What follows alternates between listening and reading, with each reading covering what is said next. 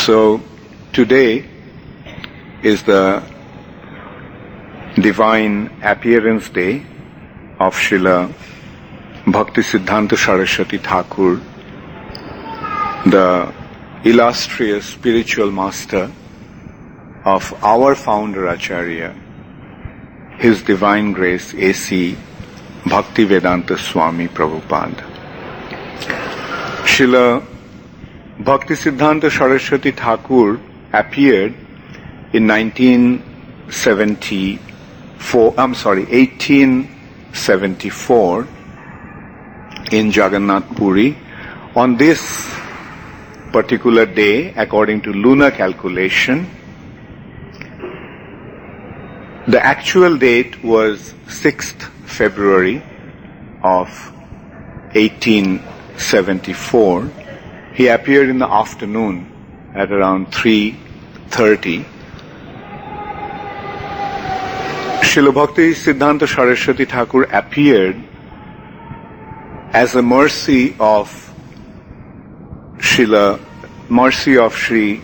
Jagannath Dev in response to Srila Bhakti Vinod Thakur's prayer to Lord Jagannath to provide him with a qualified and competent assistant to establish his mission. At that time, when Bhakti Vinod Thakur was propagating Krishna consciousness, the condition of this land of Bharatvarsha, the land of India, was very ominous. As it has been described here, dhanta, the expression dhanta means the darkness. The land of India was in total darkness due to all kinds of apasiddhantas, the conclusions that were overcasting or covering Sri Chaitanya Mahaprabhu's teachings. Sri Chaitanya Mahaprabhu came to establish dharma. That is the business of the Supreme Personality of Godhead, or that is the purpose of the Supreme Personality of Godhead's coming to this material nature. Jada jada hi dharmasya glanir bhavati bharata abhutthanam adharmasya tadatmanam srijam maham. When there is dharmasya glani, when there is a decline of religious principles and increase of adharma, irreligiosity or sinful activities, in order to re-establish dharma, the Supreme Personality of Godhead appears. So, in the age of Kali, Sri Chaitanya Mahaprabhu came to establish dharma, and in order to do that, he started his Sankirtan movement, Jaggai Sankirtana Prayoir, or Sankirtanaika Pitaro Kamalaya Taksho. Sri Chaitanya Mahaprabhu and Nityananda Prabhu are the two fathers of the Sankirtan movement. They came to establish this Sankirtan movement, the propagation of the holy name of the Lord, in order to re-establish dharma in this age. And that is how dharma is going to be established in this age, due to the propagation of the chanting of the Hare Krishna Mahamantra, and due to the propagation of the teachings of Sri Chaitanya Mahaprabhu.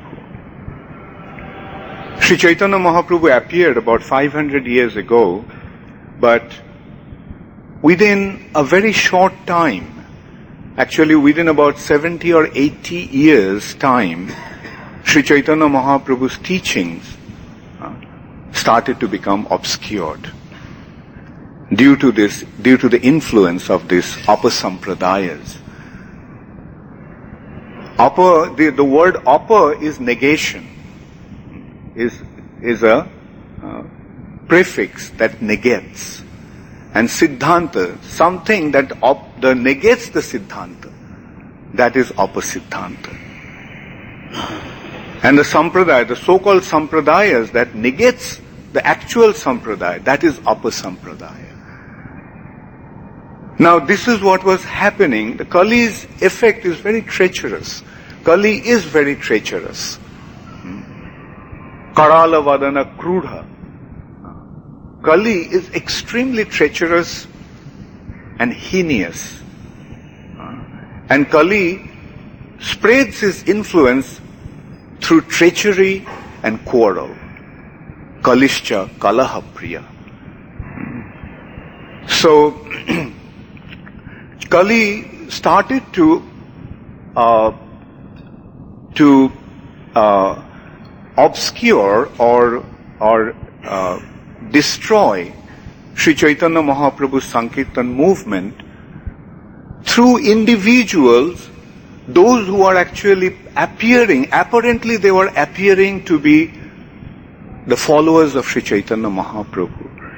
But what they were doing, they were introducing all kinds of practices that were against Sri Chaitanya Mahaprabhu's teachings.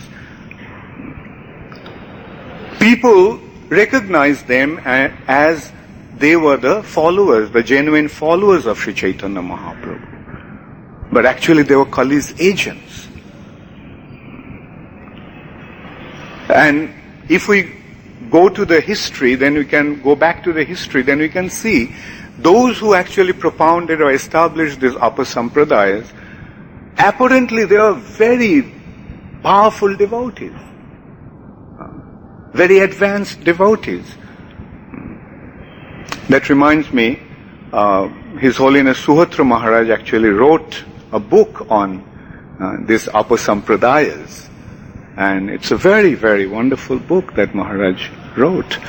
And so these Apasampradayas, they were actually pretending to be the followers of Sri Chaitanya Mahaprabhu, but they were actually destroying Sri Chaitanya Mahaprabhu from within the movement. And they have been identified as Aul, Baul, Lara, Leri, Shai, Darbesh, Shokhi Bheki, Chudadhari, Gaur Nagari, etc. And they were pretending to be Sri Chaitanya Mahaprabhu's followers, but what they were doing, they were simply introducing the activities that were against religious principles. Our dharma stands on 4 legs. What are those 4 legs? Meat eating, intoxication, illicit sex, and gambling. So what they were promoting? They were promoting these 4 sinful activities. That was their business. They were justifying meat eating in the name of Sri Chaitanya Mahaprabhu's teachings, at least massive fish eating.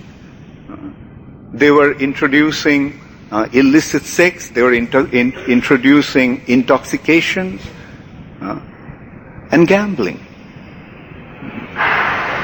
So our dharma was being established in disguise of Sri Chaitanya Mahaprabhu's followers. And that actually caused a total darkness in the religious scene in India. The situation was so bad that no gentleman actually wanted to identify himself as a follower of Sri Chaitanya Mahaprabhu. No gentleman would, because they thought that these are the abominable activities of Sri Chaitanya Mahaprabhu's followers, so why should we identify ourselves with them, or why should we follow them? So at a time, Srila Bhakti Vinod Thakur appeared. Or it will be more appropriate to say that at a time like that, Sri Chaitanya Mahaprabhu sent his eternal associate, Srila Bhakti Vinod Thakur. And Bhakti Vinod Thakur started to re-establish the teachings of Sri Chaitanya Mahaprabhu. He was an extremely respectable person. not only an erudite scholar, but a very high-ranking government officer, hailing from a very aristocratic family in Bengal. So he was the perfect personality to do the job, and he was such a powerful personality, and he was so qualified that all the other religious groups, like the Christians who were very prominent at that time, and the Brahma Samaj, who were actually a quasi-Christian Hindu group, they were trying to get him. The Brahma Samaj is another thing, like that also will let us understand like what was the situation of the religious scenario in India at that time. At that time, many people, due to the British influence, were becoming westernized, very westernized. And they started to find all kinds of faults with the teachings of the Vedas or Hindu philosophy. And and as a result of that, many Hindus were becoming Christians.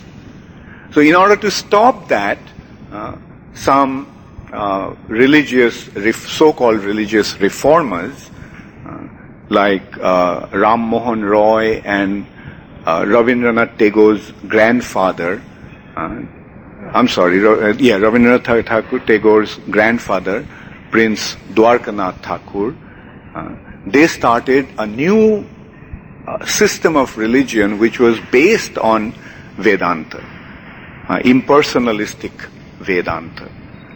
So, and they were called Brahma Samaj, and they actually had a very nice, very prominent influence on the educated class of people, and many people were becoming Brahmas, especially westernized Indians, educated Indians. So this Brahma Samaj wanted to get Bhaktivinoda Thakur, and it was said that Bhaktivinoda Thakur was invited to speak in one of their very important assembly, and Bhaktivinoda Thakur started to speak on the teachings of Sri Chaitanya Mahaprabhu and the glories of Sri Chaitanya Mahaprabhu.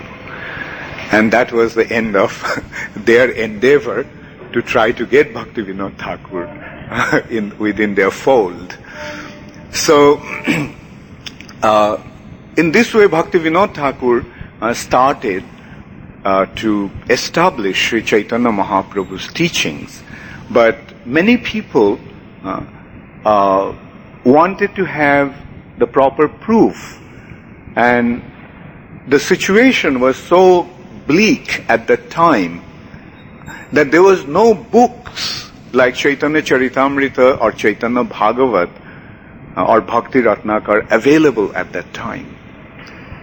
The books that were establishing the teachings of Sri Chaitanya Mahaprabhu. Jai Shri Shri Radha Madhava Shriman Mahaprabhu Sakhi Brinda Ki Jai.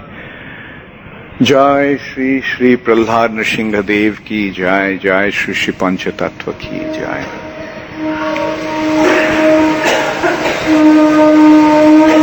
So, Bhaktivinoda Thakur, after a great endeavor, found a handwritten copy of Sri Chaitanya Charitamrita. It's only about 150 years ago. Can you imagine? Chaitanya Charitamrita was not available. After a great endeavor, that also in Orissa, he found a copy of handwritten Chaitanya Charitamrita in Bengali.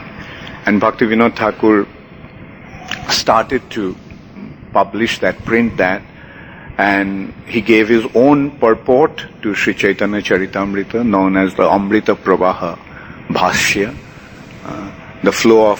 the commentary of the flow of nectar, Amrita Pravaha Bhashya, and Chaitanya Bhagavat. These are the two books which were the authentic narration of Sri Chaitanya Mahaprabhu's activities and teachings. So through them and plus writing profusely, Bhaktivinoda Thakur started to propagate the teachings of Sri Chaitanya Mahaprabhu. And in this way, Bhaktivinoda Thakur actually came to revive the teachings of Sri Chaitanya Mahaprabhu in the penetrating the dark influence or dispelling or destroying the dark influence of the upper Siddhantas and upper Sampradayas. But Bhaktivinoda Thakur was a very high-ranking government officer, so he himself didn't have the time that was needed to properly establish Sri Chaitanya Mahaprabhu's teachings. Therefore, he prayed to Lord Jagannath. At that time, Bhaktivinoda Thakur was the magistrate of Jagannath Puri, and he was the custodian also of the temple, Puri temple. So he had a very close link with Jagannath temple and of course with Lord Jagannath. And as a result of his prayer, Lord Jagannath sent this beautiful son, Bimala, who he named as Bimala Prasad. Now, it is actually also quite significant that he named him as Bimala Prasad. Directly, Bimala Prasad doesn't have a direct link with Krishna. Now, Bimala Devi is the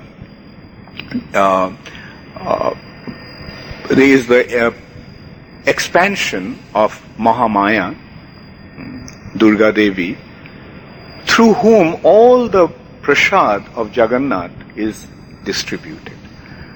The prasad of Jagannath, after offering to Jagannath, it comes to Bimala Devi, and through who is the Annapurna, the giver of food to the material nature, she actually provides, Mahamaya actually provides with all the food for this world. Therefore, another name of Mahamaya is Annapurna. She is full with Anya, full with food. Now this food she is actually receiving from Lord Jagannath, and she is distributing to everyone. So that is why, since he received Srila Bhakti Siddhanta Saraswati Thakur as the mercy of Lord Jagannath, he named him as Bimala Prasad. It is through Bimala Devi that Jagannath's Prasad comes down.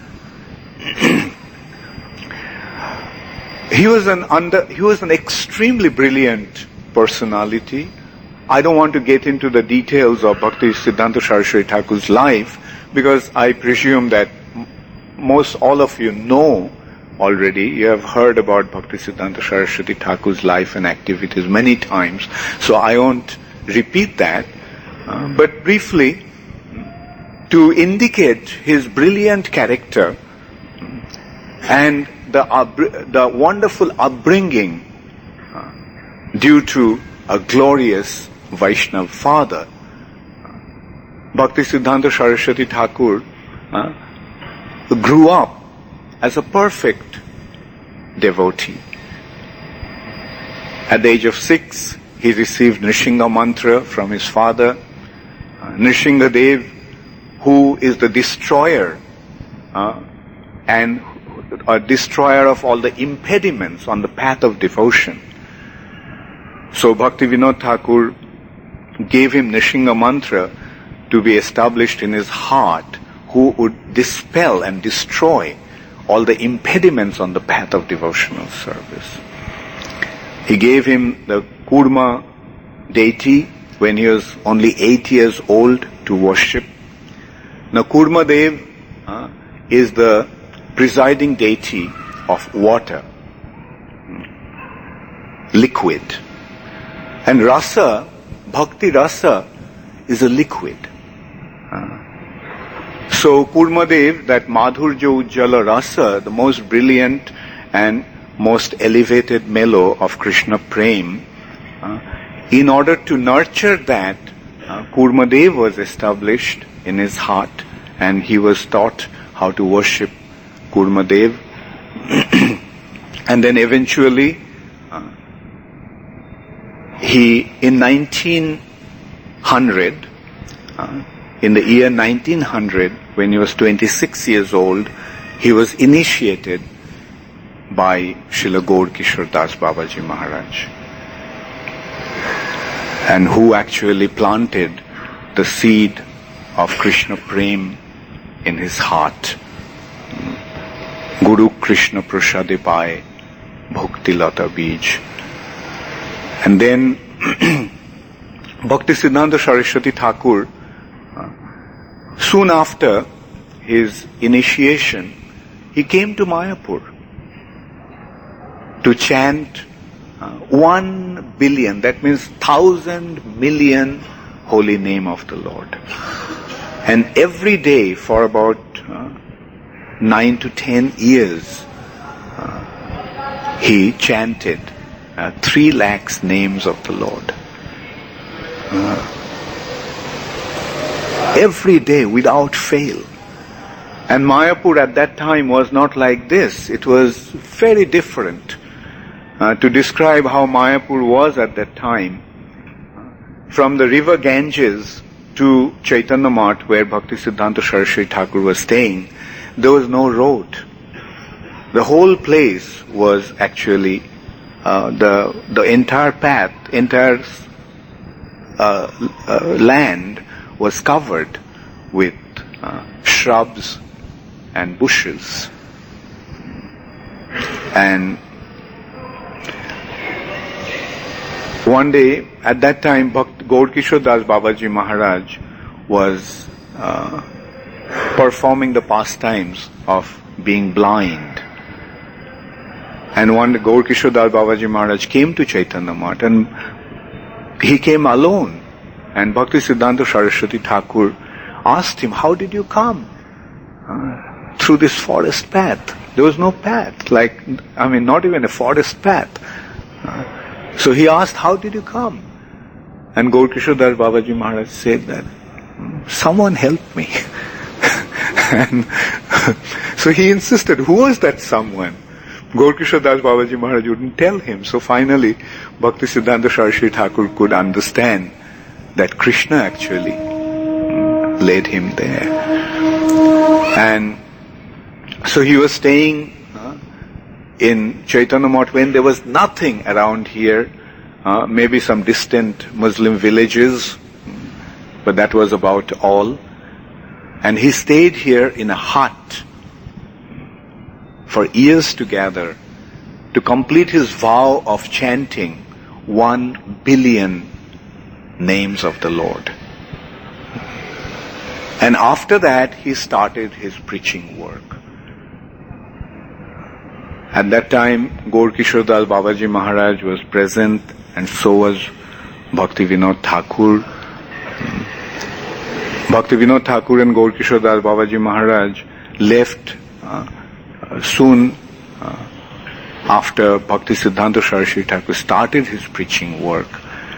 In 1914, Bhakti Vinod Thakur left, and in 1916, Gaur Kishore Das Babaji Maharaj left.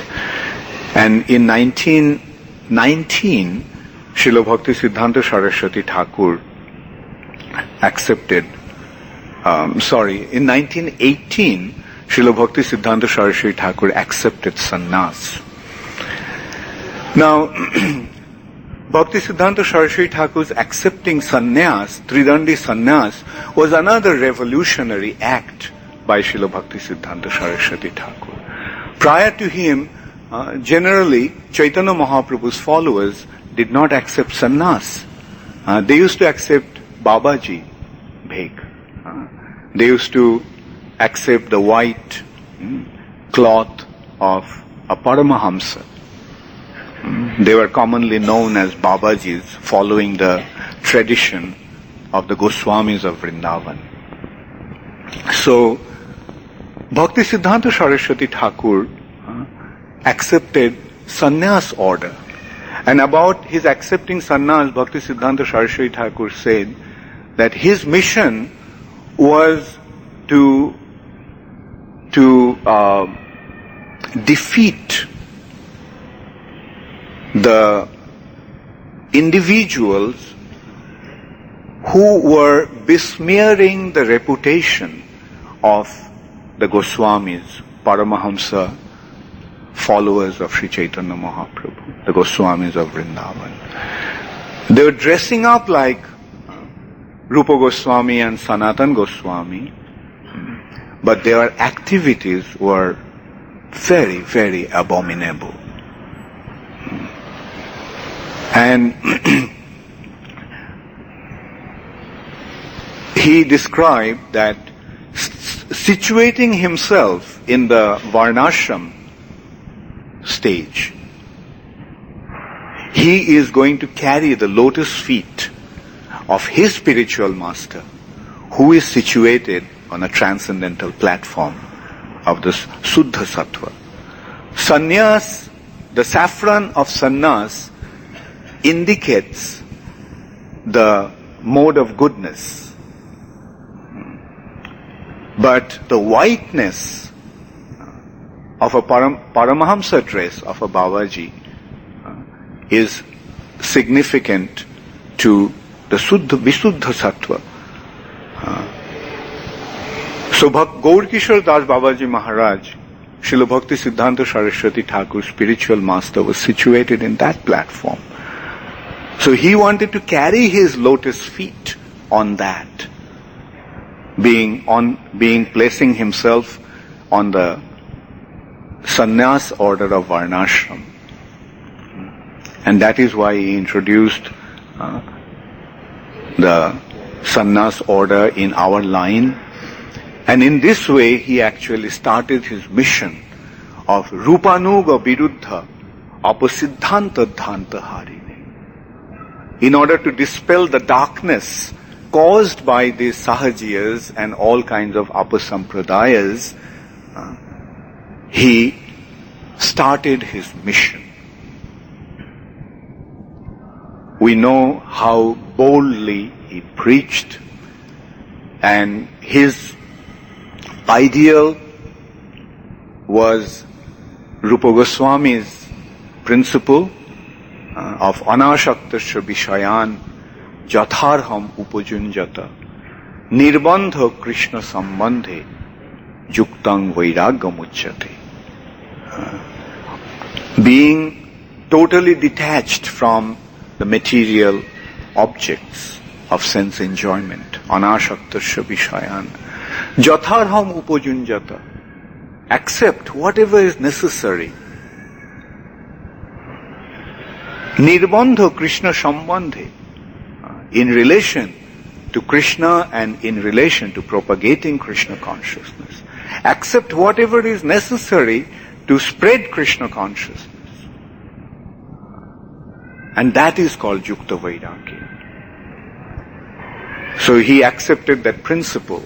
And we can see that he was so badly misunderstood that even his own brother turned against him. His own brother turned against him, and they had very, very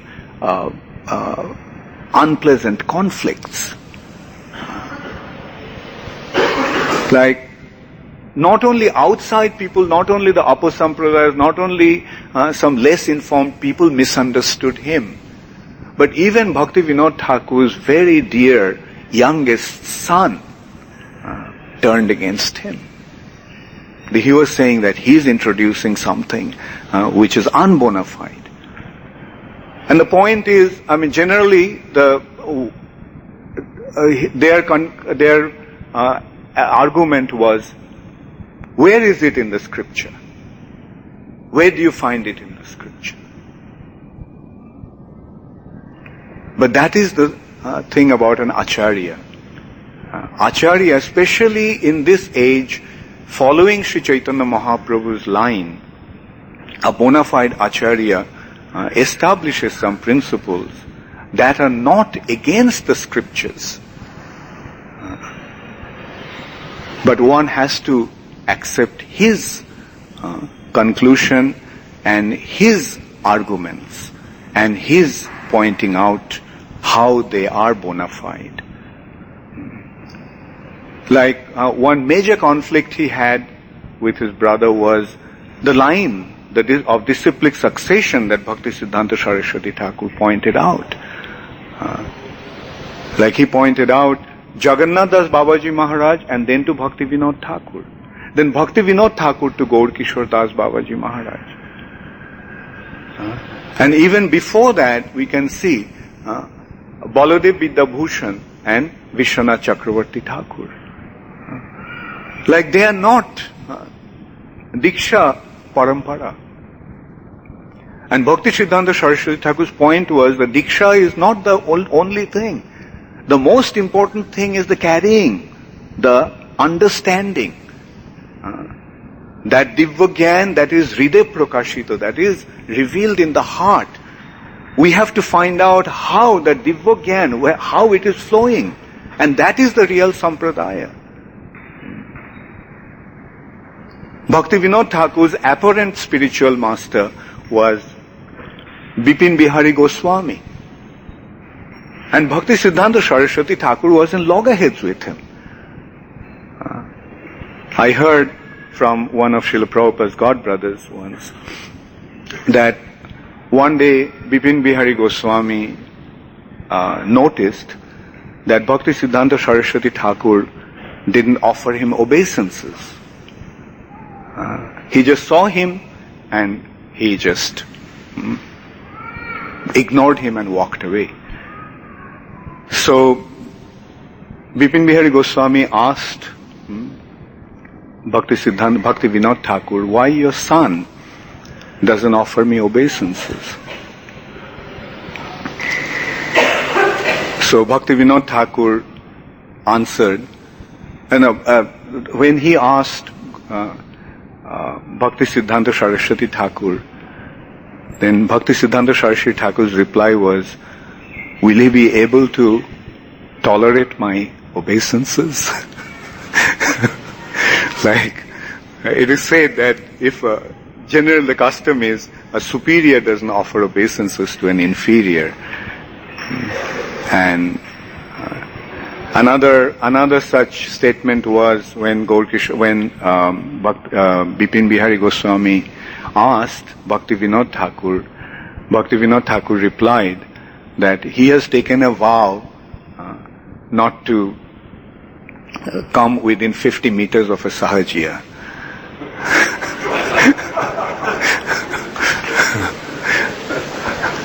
And he was an extremely powerful personality, extremely straightforward and bold.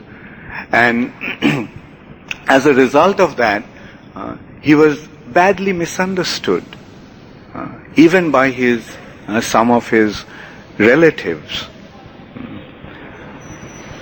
But we can see, like today, and that conflict is still going on. In Vrindavan, they challenge us that your sampradaya is not bona fide, and so on and so forth. One such person, when challenged me, I asked him, do you accept that Sri Chaitanya Mahaprabhu predicted that Krishna consciousness would spread in every town and village? He could not deny that. He said, yes. Then I said, and through the parampara, through the disciplic succession, that prediction of Sri Chaitanya Mahaprabhu, which is apparently an impossible prediction, when that prediction comes true, is he in the line of Sri Chaitanya Mahaprabhu or not? The person was shut up. So, in this way we can see that Bhakti Siddhanta Saraswati Thakur came to establish the pure teachings of Sri Chaitanya Mahaprabhu. In the line of Bhakti Vinod Thakur. Bhakti Vinod Thakur started the revival and re-establishment of Krishna consciousness. Then came Srila Bhakti Siddhanta Saraswati Thakur. And in between we see Gaur Kishore Das Babaji Maharaj. It's very interesting to note. Like Bhakti Vinod Thakur came to revive Sri Chaitanya, the teachings of Sri Chaitanya Mahaprabhu. And Bhakti Siddhanta Saraswati Thakur was the personality who was going to do that. Now, in between there is Gaurkishore Das Babaji Maharaj, because Bhakti Siddhanta Saraswati Thakur, in order to spread Krishna consciousness all over the world, following the teachings of Srila Rupa Goswami, that Nirbandha Krishna Sambandhe Juktang Vairagam Uchyate, he had to accept all kinds of facilities. And people would think that these are mundane activities. These are mundane indulgence. The personality who is the Sakshad Vairagya Murtai, he is the personification of renunciation. And then Bhakti Siddhanta Saraswati Thakur started his preaching mission, and then at that time he spread this movement throughout India, established 64 temples in different parts of India, doing massive preaching. But unfortunately we see that soon after his disappearance, his institution disintegrated. And that was an unfortunate happening, I would say. But that unfortunate happening has a very, very important bearing or important significance. That is, Prabhupada himself told us many a times that don't make the same mistake that my godbrothers made after Guru Maharaj's disappearance. And that mistake was not to understand the importance of collective endeavor to spread Krishna consciousness throughout the world. Prabhupada used to say that Guru Maharaj said that they should form a GBC and continue the mission, but they didn't understand that. Some of them thought, how a spiritual institution will run without a spiritual head. And disregarding Srila Bhakti Siddhanta Saraswati Thakur's instruction, they appointed a spiritual head, an Acharya. And when the Acharya fell down, the structure collapsed. Whatever was left of the structure collapsed. So the important thing is the collective management and the collective endeavor to spread Krishna consciousness. Srila Prabhupada understood that. Srila Prabhupada understood that, and that's why we can see that Srila Prabhupada is actually carrying Srila Bhakti Siddhanta Saraswati Thakur's mission, Srila Bhakti Vinod Thakur's mission. And the manifestation of that mission is the International Society for Krishna Consciousness. It is not that we are making this claim because I am a member of ISKCON and I am simply trying to glorify ISKCON. But this is how we are perceiving, in order to spread Krishna, effectively spread Krishna consciousness throughout the world in every town and village, an institution is absolutely essential. Just by some individual's endeavor is not going to happen. Such a massive mission will not be accomplished by some individuals' independent endeavors. There's a need for a collective endeavor established through an institution by a personality like His Divine Grace, Srila Prabhupada, who is actually carrying the mission of Srila Bhakti Siddhanta Saraswati Thakur. So, we are seeing oftentimes the institution of ISKCON is being attacked. But we, at least, the sincere followers of Srila Prabhupada, should have it completely convinced in our heart that this is what is essential for the sake of propagating Krishna consciousness all over the world. And we have to protect that institution and continue to serve Mahaprabhu's mission through this institution. All glories to Srila Bhakti Siddhanta Saraswati Thakur. Jai Srila Bhakti Siddhanta Saraswati Thakur ki. Srila Prabhupada ki. Does anybody have? Yes, Maharaj. You mentioned that those who are out from for life find that they were colleagues against. Same time you said they were great devotees. Apparently, I said. Apparently. They appeared to be great devotees. Huh? They were not great devotees. No, I said apparently. Apparently means that they appeared to be like great devotees. Huh? No, they were not great devotees. But, no. Yeah, hi. Yes. One would say, thank you, very nice question. Thank you. But one could say that Chaitanya Mahaprabhu himself was saying at the beginning, 70, 800 years after his departure, practically was lost. What is our hope after Srila Prabhupada's departure? If that's what happens, how can we possibly expect standing in today's time when Kali is even more powerful? Yeah, our hope is ISKCON. Our hope is ISKCON, and the institution of ISKCON has two very important considerations or factors for its integrity. One is the position of the founder Acharya, and the GBC body, the collective management, to execute the will of the founder Acharya.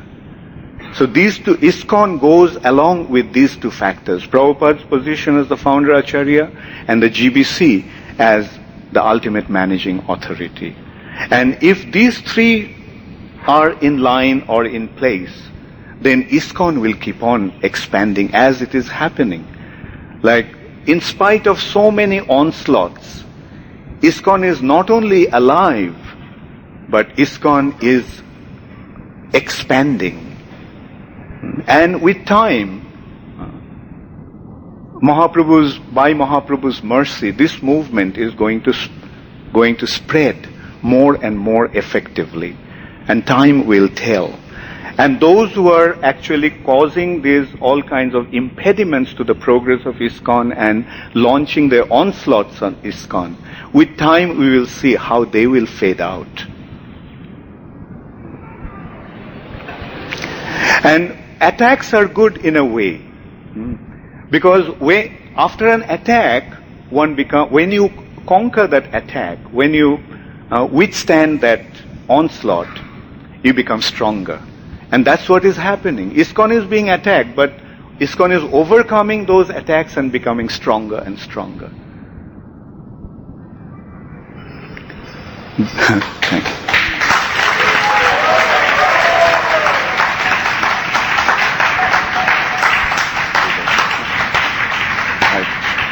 Yes, Maharaj. I appreciate you offer some enlightenment on one point that I was hearing in a discussion in Vrindavan with God brothers, and that was that apparently in ISKCON, what Srila Prabhupada established, Srila Bhakti Siddhanta Saraswati Thakur is not so formally prominent as we would see if we visited any Gaudiya Mata.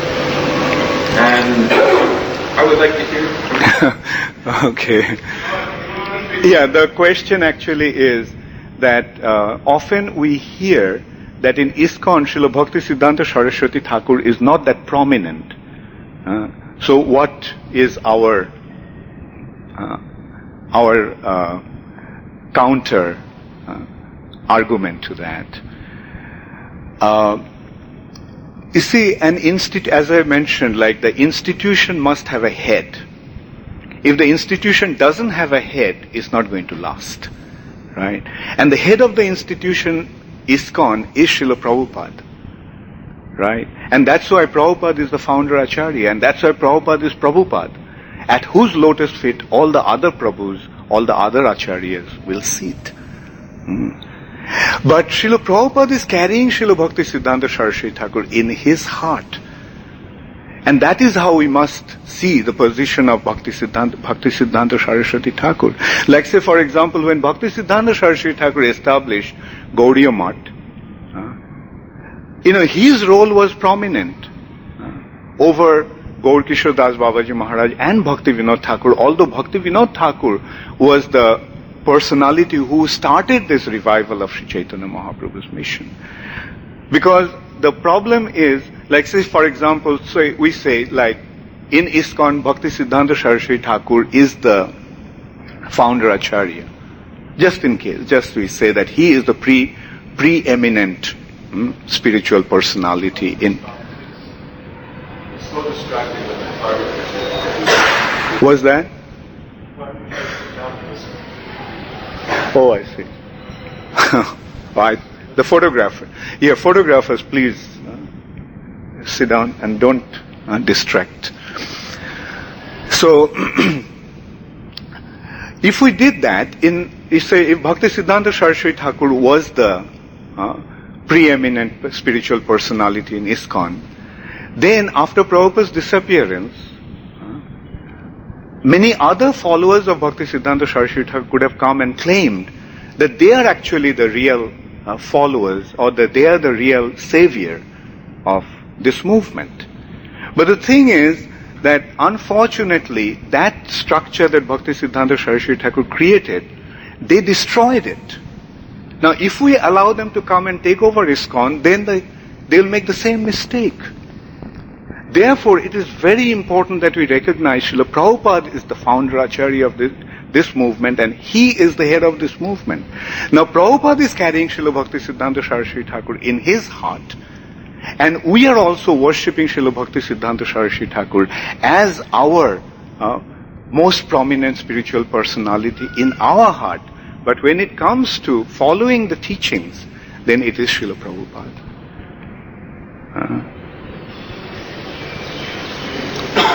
Let us just go back. Now, if we say this is Chaitanya Mahaprabhu's movement, so anybody who is following Sri Chaitanya Mahaprabhu should be included. Now, fine. They can, Chaitanya Mahaprabhu, all Chaitanya Mahaprabhu's followers will naturally be included. But we have a condition, we actually have a GBC resolution, probably you remember, that anybody is invited to come, even though they are initiated in other sampradaya, etc., provided they accept Srila Prabhupada as the founder Acharya and the preeminent Shiksha Guru, and the GBC as the ultimate managing authority. So these factors must be very, very properly and prominently established. Otherwise, what will happen? They'll come and, have a wonderful time destroying this movement.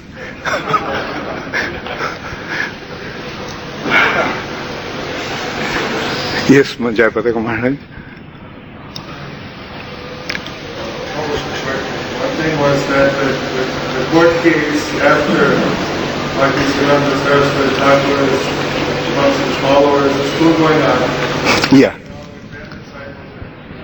Okay. Srila Jayapataka Maharaj just added that the court case is still going on. The court case that was instituted by or started by some of Prabhupada's god brothers about the properties and everything. That court case is still going on, and the grand disciples are still fighting. They're carrying the legacy, fighting in the court.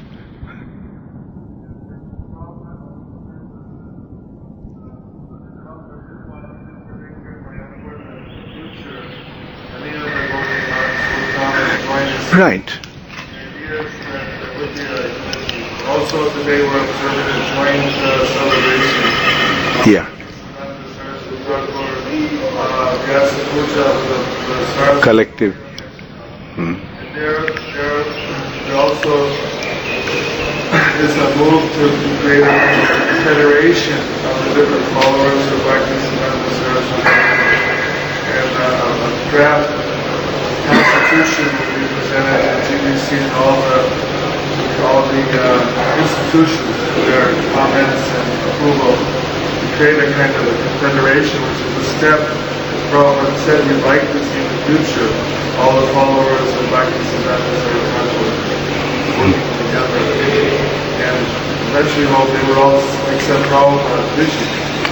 The other one I wanted to say was that you said that three things about the two ISKCON. There was another factor yesterday, before yesterday mentioned that in any institution, the topmost thing is they're keeping the unity is also the culture. And I was thinking you are a cultural minister. And culture doesn't only mean the dance, it means the etiquette, the feelings, and that's the kind of fiber, the loving feelings amongst the devotees, and that whole culture that we have. Because we have all the institutional structure in place, but what's going to keep it united is the loving culture amongst the devotees. And I would think that if you're the cultural minister, you're the ideal person to add that glue which keeps everyone together to follow the structure that Prabhupada gave us.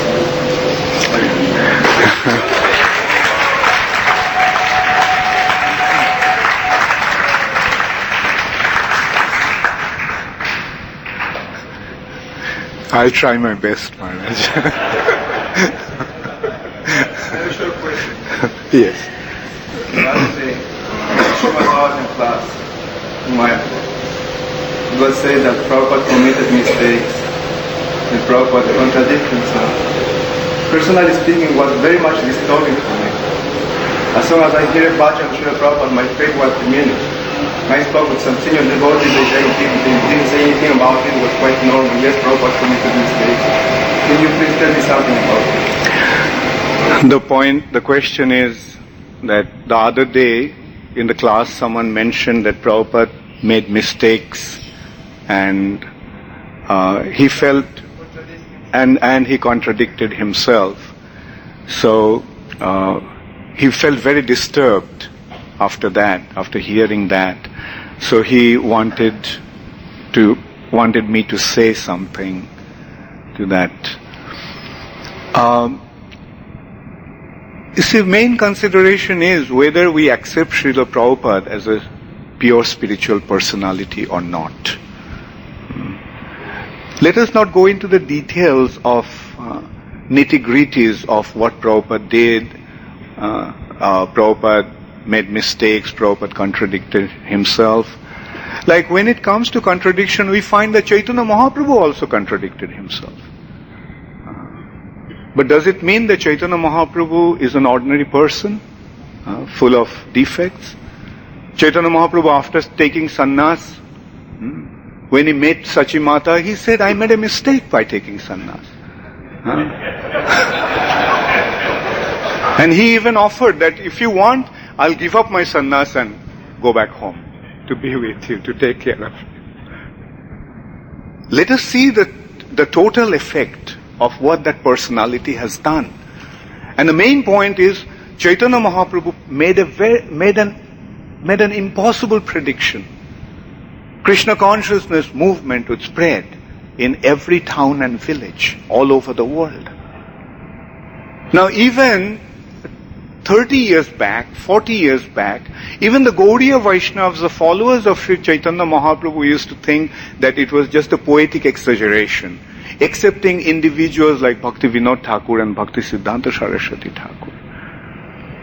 But today, has that prediction come true?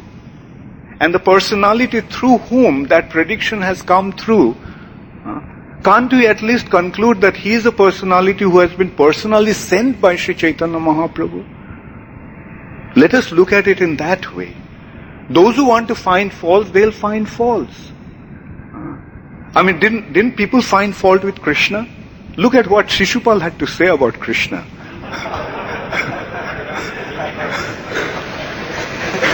Right? Now the question is, are we going to listen to individuals like Shishupal, or we are going to listen to the individuals like Arjuna and Uddhava?